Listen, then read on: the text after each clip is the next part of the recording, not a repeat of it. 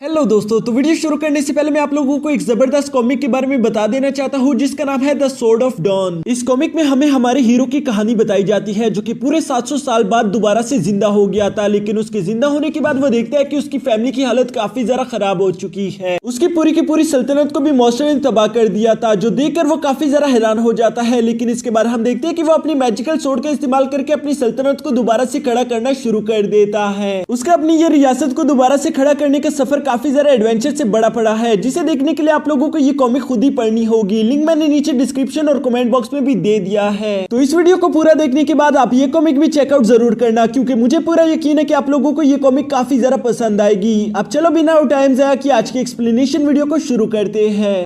ये एपिसोड भी स्टार्ट होता है बिल्कुल उसी सीन से जहाँ पर एल्डर याओराओ, एल्डर फ्रोस्ट और लुओ फैंग लीडर होंग की सारी बात सुनने और समझने के बाद वहाँ से अलग अलग डायरेक्शन में चले जाते हैं। अब हम फैंग को देखते हैं जो कि जमीन में ड्रिल करता हुआ नीचे जा रहा था और जाते जाते सोचता है हाल मास्टर, वॉरियर, बीस्ट और बाकी सभी इंस्पेक्टर्स को भी यहाँ पर बुला रहे हैं। इसका मतलब ये है कि जिगजियान मार्शल हॉल अपनी सारी टॉप कॉम्बैट पावर को यहाँ मिस्ट आइलैंड पर इकट्ठा कर रहे हैं, जिससे ये मालूम होता है कि ये वुड क्रिस्टल वाकई बहुत ही ज्यादा रेयर ट्रेजर है और ये हाल मास्टर के लिए काफी ज्यादा इंपॉर्टेंस रखता है। जल्दी ही ये वुड क्रिस्टल्स को हासिल करने वाली race Aahista Aahista bloody battle में चेंज हो जाएगी। और दोस्तों, फैंग की ये बात कुछ हद तक पूरी भी हो गई है, क्योंकि हम देखते हैं कि एल्डर फियोना उस एशियन वॉरियर पर अटैक कर देती है जिस एशियन वॉरियर को लीडर होंग ने वो वुड क्रिस्टल दिया था। एल्डर फियोना उस वॉरियर पर जानलेवा अटैक कर रही थी तो वो वॉरियर कहता है नहीं, तुम ये नहीं कर सकती, ये वुड क्रिस्टल किसके पास रहेगा, इसका फैसला फर्स्ट एल्डर ने किया था, इसलिए तुम मुझसे ये वुड क्रिस्टल छीन नहीं सकती। उस वॉरियर की ये बात सुनकर एल्डर फियोना अपने अटैक की पावर और भी ज्यादा बढ़ा देती है, जिससे उस वॉरियर को बहुत ही ज्यादा दर्द होने लगता है। और उस वॉरियर की ये फर्स्ट एल्डर वाली बात सुनकर एल्डर फियोना उससे कहती है कि तुम्हारी स्ट्रेंथ इतनी ज्यादा नहीं है कि तुम मेरे साथ इस मामले में कोई बहस कर सको, तुम डेफिनेटली इस वुड क्रिस्टल के लिए काबिल नहीं हो। वो तो लीडर होंग ने तुम्हें इसलिए दे दिया क्योंकि तुमने इसे सबसे पहले ढूंढा था। अगर उस टाइम जब तुम्हें ये वुड क्रिस्टल मिला था तब भी तुम्हारा सामना किसी पावरफुल वॉरियर के साथ होता तो वो तुमसे ये वुड क्रिस्टल छीन लेता। तभी हम देखते हैं कि वहां पर उस एशियन वॉरियर के दो टीममेट्स आ जाते हैं और जब वो देखते हैं कि एल्डर फियोना उनके टीममेट पर अटैक करके उसे जान से मार रही है तो ये देखकर वो जल्दी से एल्डर फियोना पर अटैक कर देते हैं। एल्डर फियोना भी उन दोनों को नोटिस कर लेती है और अपने एक ही हाथ से दो छोटे छोटे फायर बॉल्स बनाकर उन पर अटैक कर दिया है। और हम देखते हैं कि एल्डर फियोना का ये छोटा सा अटैक इतना ज्यादा पावरफुल था कि जैसे ही ये अटैक उन दोनों वॉरियर्स के साथ लगता है तो वो दोनों वॉरियर उड़ते हुए पीछे जाकर एक चट्टान में लगते हैं और फिर दोबारा खड़े भी नहीं हो पाते। यहाँ से हमें एल्डर फियोना की रियल पावर भी मालूम हो जाती है कि एल्डर फियोना बहुत ही ज्यादा पावरफुल हो गई है। अब एल्डर फियोना और ज्यादा टाइम ना वेस्ट करते हुए उस फर्स्ट एशियन वॉरियर पर अपने अटैक की पावर और भी ज्यादा बढ़ा देती है और उसे वहीं पर जलाकर राख कर देती है और उससे वो वुड क्रिस्टल ले लेती है। यहाँ पर एल्डर फियोना की फायर पावर इतनी ज्यादा थी कि उस वॉरियर की हड्डियां और आर्मर भी नहीं बचते, वो भी राख बन जाते हैं। अपने टीममेट को मरा हुआ देखकर उन दोनों एशियन वॉरियर्स में से एक वॉरियर कहता है तुमने वाकई ही मेरे टीममेट को किल कर दिया। उस वॉरियर की ये बात सुनकर एल्डर फियोना कहती है तुम एशियन वॉरियर्स इस मिस्ट आइलैंड पर बाकी सभी वॉरियर्स से बहुत ही ज्यादा कमजोर हो, और हाँ, अगर तुम दोनों मुझसे वुड क्रिस्टल्स को छुपाने की हिम्मत करोगे तो इससे तुम्हें सिर्फ मौत ही मिलेगी। इसलिए तुम दोनों को खुश होना चाहिए कि अभी तुम्हारे पास कोई वुड क्रिस्टल नहीं है जो कि तुम मुझसे छुपा पाओ। अगर तुम्हारे पास कोई वुड क्रिस्टल होता और तुम उसे मुझसे छुपाने की कोशिश करते तो फिर मुझे दो और चूंटियों को मौत के घाट उतारने में कोई एतराज नहीं, मैं तुम दोनों को भी मारकर बहुत ही आराम से तुमसे वो वुड क्रिस्टल ले लेती। ये कहने के बाद एल्डर फियोना हंसते हुए वहां से चली जाती है। अब हम देखते हैं कि एल्डर फियोना के जाने के बाद वो एशियन वॉरियर यहाँ पर हुई सारी बात अपने टीम लीडर को ईमेल करके बता देता है और कहता है एल्डर फियोना, तुम्हारी ये रंजिश हम कभी नहीं भूलेंगे। अब व्यू चेंज होता है और हम फैंग को देखते हैं जो कि अपनी हेवनली फॉरबिडन शटल पर फ्लाई करता हुआ जा रहा था। तभी उसे लीडर होंग की कॉल आती है तो फैंग लीडर होंग की कॉल पिक करता है तो लीडर होंग फैंग को बताता है कि एल्डर फियोना ने उस एशियन वॉरियर को किल कर दिया है जिसको मैंने वो वुड क्रिस्टल दिया था। लीडर होंग की ये बात सुनकर फैंग कहता है इन सभी वॉरियर्स ने असल में लोगों को मारना शुरू कर दिया। फैंग की ये बात सुनकर लीडर होंग कहते हैं सिर्फ इन चंद लम्हों में दुनिया भर के वॉरियर्स एक दूसरे के अगेंस्ट खड़े हो गए हैं और ये जो अभी अभी एल्डर फियोना ने एशियन वॉरियर को किल किया है ये फर्स्ट मर्डर है। अब क्योंकि बाकी सभी वॉरियर्स ने एक दूसरे को किल करना शुरू कर दिया है इसलिए तुम्हें भी काफी ज्यादा केयरफुल रहना होगा। और ये जो एक दूसरे को किल करके वुड क्रिस्टल्स को हासिल करने की बैटल हो रही है ये कंट्री वर्सेस कंट्री की बैटल होगी। इवन के इसमें हमारा जिगजियान मार्शल हॉल भी शामिल होगा और बाकी सभी वॉरियर्स और हमारे दरमियान भी मुकाबला होगा। और ये जो हमारे और बाकी सभी वॉरियर्स के दरमियान फाइट होगी ये बहुत ही ज्यादा जालिमाना और बेरहम होगी। लीडर होंग की ये बात सुनकर फैंग कहता है जी हाँ मैं समझ गया। अब लीडर होंग कॉल कट कर देते हैं तो फैंग वुड क्रिस्टल्स को ढूंढते हुए सोचता है ये जो बैटल होगी ये ना सिर्फ वर्ल्ड के टॉप फाइटर्स के दरमियान होगी बल्कि इससे उनकी कंट्रीज में भी काफी ज्यादा मुश्किलात आएंगी, जिससे ये साफ मालूम होता है कि ये बैटल वाकई ही बहुत ही ज्यादा क्रूल होगी। फैंग अभी इन सब के बारे में सोच ही रहा था कि तभी अचानक से फैंग को फिर से वो यूनिक सी सेंट आती है, जिसे स्मेल करके फैंग कहता है यूनिक सेंट, ये जरूर वुड क्रिस्टल होगा। और ये कहने के बाद फैंग जल्दी से उस स्मेल को फॉलो करता है और रास्ते में आने वाली चट्टानों को अपने कॉर्न ड्रिल अटैक को यूज करते हुए ड्रिल करता जाता है। ऐसे करते करते कुछ ही देर में हम देखते हैं कि फैंग उस वुड क्रिस्टल तक पहुंच जाता है, जो कि एक वुड क्रिस्टल नहीं बल्कि तीन वुड क्रिस्टल्स होते हैं, जिन्हें देखकर फैंग भी काफी खुश हो जाता है। तभी हम देखते हैं कि वहां पर 2 और वॉरियर्स भी आ जाते हैं जो उन तीनों वुड क्रिस्टल्स को देख लेते हैं और वो भी इन्हें देखकर काफी खुश होते हैं। तभी अचानक से उनके पीछे की चट्टान हिलने लगती है और उस चट्टान को तोड़ते हुए एल्डर मू हेनरिसन वहां से बाहर आते हैं। एल्डर मू हेनरिसन को देखकर वो दोनों वॉरियर्स डर जाते हैं और पीछे पीछे हो जाते हैं, जिसके बाद एल्डर मू हेनरिसन उनके बीच में से चलते हुए उन वुड क्रिस्टल्स की तरफ जाने लगते हैं। अभी एल्डर मू हेनरिसन उन तीनों वुड क्रिस्टल्स को देखकर खुश हो ही रहे थे कि तभी उन्हें आवाज आती है एल्डर मू हेनरिसन, जिसे सुनकर एल्डर मू हेनरिसन शॉक हो जाते हैं। तभी हम देखते हैं कि फैंग उन तीनों वुड क्रिस्टल्स के सामने आ जाता है और उन्हें ताना मारते हुए कहता है एल्डर मू हेनरिसन क्या आप अभी भी मुझे 3 सेकंड में खत्म करना चाहेंगे?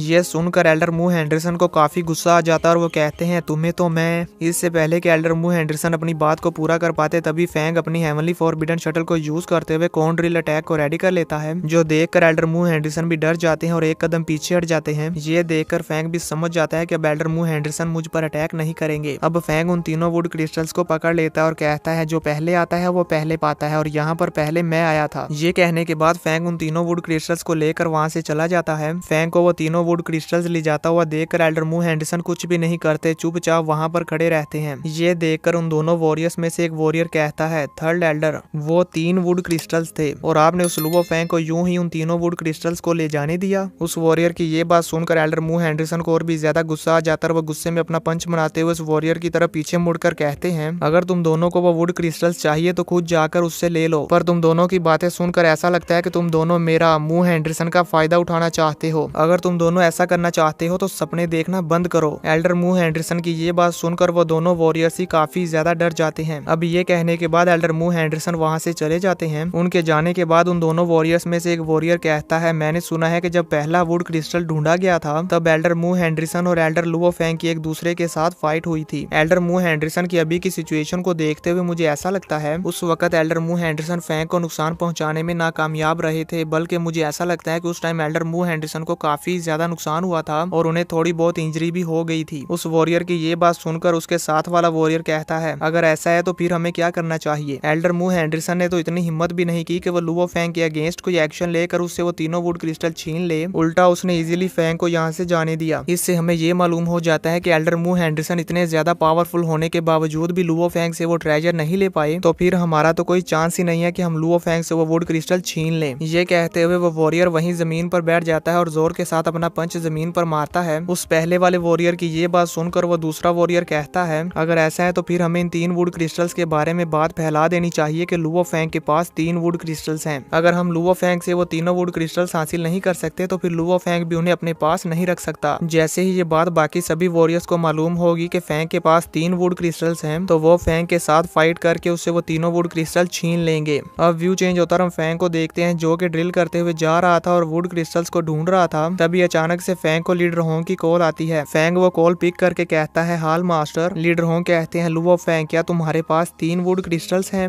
ये सुनकर पहले तो फैंग थोड़ा सा हैरान हो जाता है और फिर कहता है जी हाँ हाल मास्टर मेरे पास 3 वुड क्रिस्टल्स हैं। फैंग की ये बात सुनकर लीडर होंग कहते हैं गुड, तुम जहाँ पर हो वहीं पर रुको, मैं अभी तुम्हारे पास आ रहा हूँ। लीडर होंग की ये बात सुनकर फैंग वहीं पर रुक जाता है और इंतजार करने लगता है। अब हम देखते हैं कि कुछ ही देर में लीडर होंग वहाँ पर आ जाते हैं। लीडर होंग के वहाँ पर आते ही फैंग लीडर होंग को ग्रीट करता है। इसी के साथ ये एपिसोड खत्म हो जाता है। तो दोस्तों देखेंगे नेक्स्ट एपिसोड में कि लीडर होंग लुओ फैंग के साथ क्या करेंगे। आप सब दोस्तों को क्या लगता है मुझे नीचे कमेंट करके जरूर बताना।